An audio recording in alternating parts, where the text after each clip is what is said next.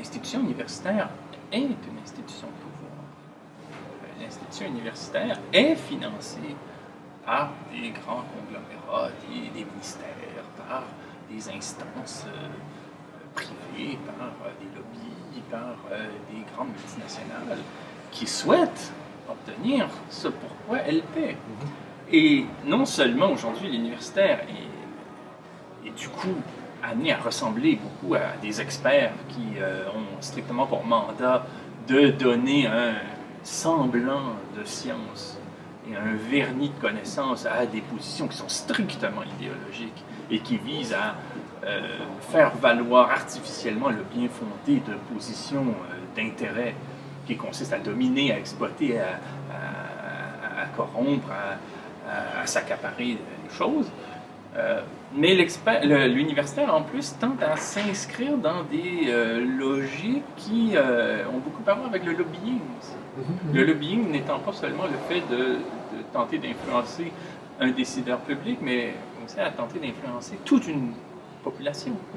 On oublie souvent que le lobbying a pour objet pas seulement le député de la circonscription où on se trouve, ou bien un ensemble de députés dans une assemblée, mais les médias et tout faiseur d'opinion qui a un rôle à jouer dans ce qui donne le là à la pensée d'une communauté.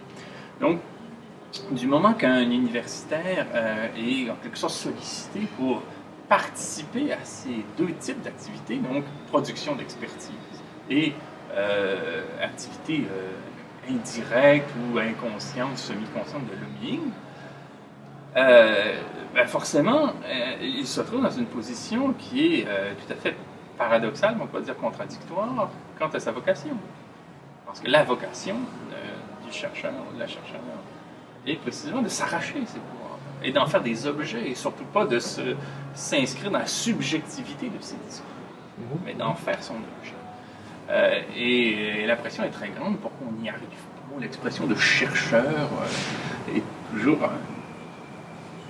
un petit peu, à mon sens, malvenu, dans le sens où la question de la recherche relève certes du travail et de la curiosité et de la lecture, mais elle relève aussi beaucoup du courage, tout simplement.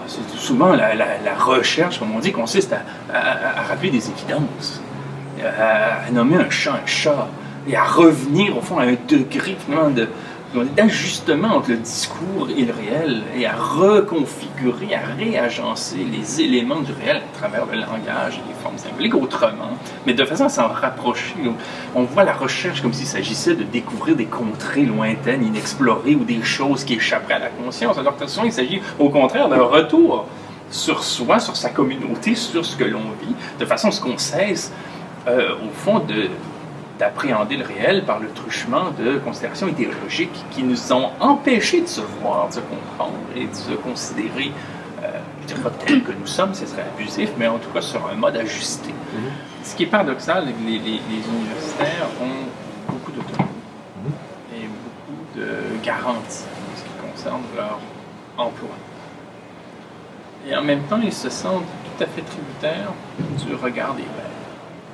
Les professeurs deviennent en quelque sorte un peu comme les membres d'un consortium, travaillant chacun pour ses intérêts, mais ayant besoin de dégager une certaine image d'acceptabilité à l'intérieur de l'institution, auprès des clients, que sont les bailleurs de fonds qu'on cherche à attirer. Donc, il faut que le consortium que constituent les professeurs d'université, travaillant beaucoup pour leur compte, se consolide de par l'activité de chacun. Et on n'accepte pas les moutons noirs dans un consortium comme celui-là. Il ne faudra pas mettre en avant un chercheur qui nuit à la recherche de subventions, de soutien financier, de soutien politique, de reconnaissance de la part d'acteurs puissants. Donc là, il peut y avoir une pression importante.